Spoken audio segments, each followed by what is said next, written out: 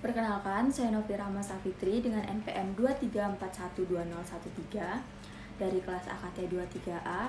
Di sini saya akan membuat video pembelajaran tentang barisan dan deret dalam matematika ekonomi dan bisnis.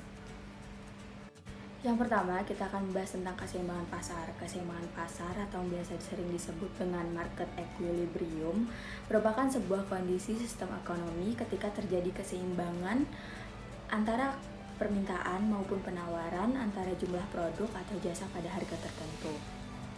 Dengan kata lain, keseimbangan pasar merupakan kestabilan yang terjadi antara harga yang ditawarkan oleh produsen dan produk yang diminta oleh konsumen.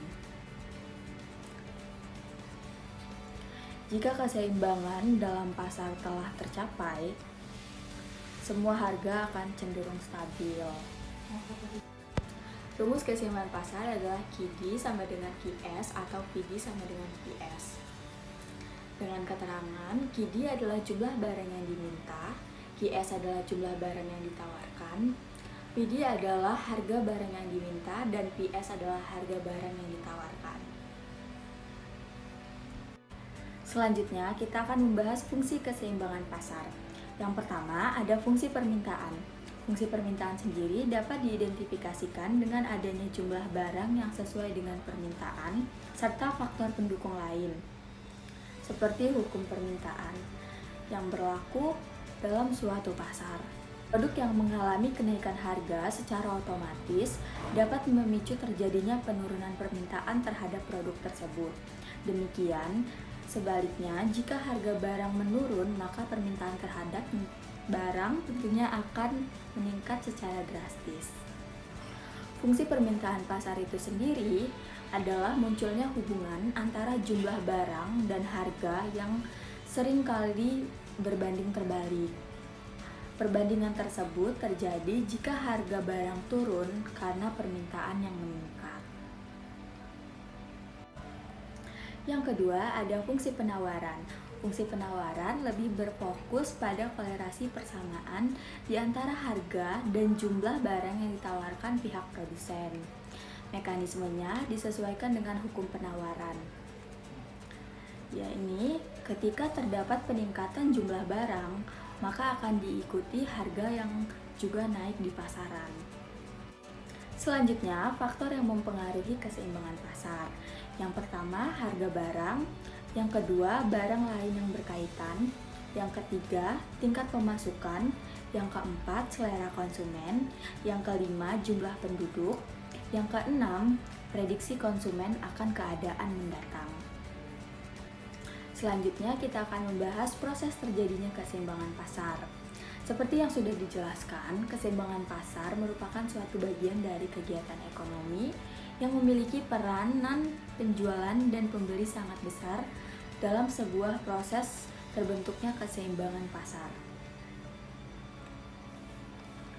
Berikut ini beberapa hal yang memengaruhi terjadinya proses terbentuknya keseimbangan pasar. Yang pertama, produsen menyediakan produk yang sesuai dengan permintaan. Sudah menjadi salah satu bagian strategi pemasaran utama, kalau kewajiban seorang penjual adalah menyediakan produk sesuai dengan permintaan para pasaran atau konsumen. Namun, jika barang tersedia dalam jumlah terlalu banyak, di saat minat pembeli menurun atau sebaliknya, maka muncullah ketidakseimbangan harga pasar. Oleh sebab itu, penting untuk memastikan adanya keseimbangan antara permintaan dan juga penawaran. Yang kedua, pengendalian harga di pasar. Jika harga di pasar tidak terjadinya keseimbangan, maka keseimbangan pasar dapat diprediksi menjadi sulit. Ketika suatu harga menjadi terlalu tinggi, maka para konsumen pun menjadi dirugikan. Sementara itu, jika harga terlalu rendah, menyebabkan terjadinya kerugian bagi penjual. Jadi, pentingnya menentukan sebuah kebijakan ekonomi sebagai investasi guna menjaga kestabilan setiap harga. Yang ketiga, ketersediaan stok barang sesuai tawaran pembeli. Salah satu hal lain yang mampu menyebabkan terjadinya keseimbangan pasar adalah ketika adanya kesepakatan antara stok barang yang tersedia dengan kebutuhan pembeli. Hal ini membuat produsen atau penjual untuk menyediakan barang sesuai dengan stok yang dibutuhkan. Jika penjual dan konsumen sepakat antara stok barang dan harganya, keseimbangan pun akan terjadi.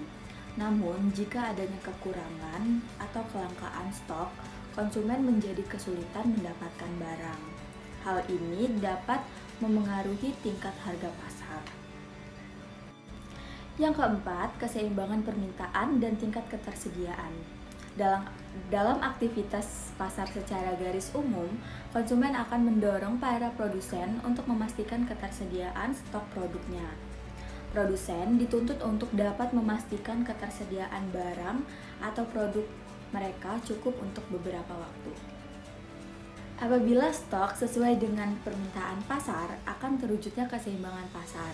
Oleh sebab itu, harga pada suatu produk biasanya disesuaikan dengan stok barang yang tersedia.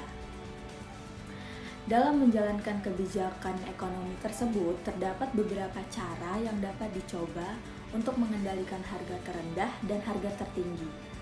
Setelah kedua harga itu sudah ditetapkan, maka keseimbangan pasar dalam pasar pun akan terwujud dengan stabil. Sehingga proses tawar-menawar harga di dunia pasar akan berfungsi demi meraih kesepakatan harga antara produsen dengan ketersediaan barang.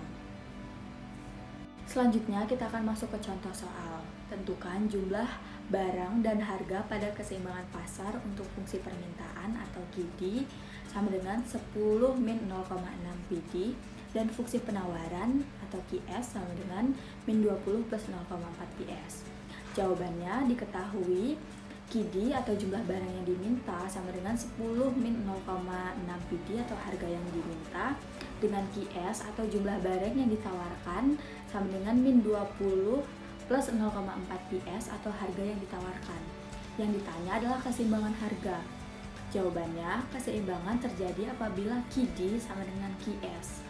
Jadi, 10 min 0,6 PD sama dengan 20 plus 0,4 PS. Dipindah ruaskan jadi min 0,4 P dikurang 0,6 P sama dengan min 20 dikurang 10.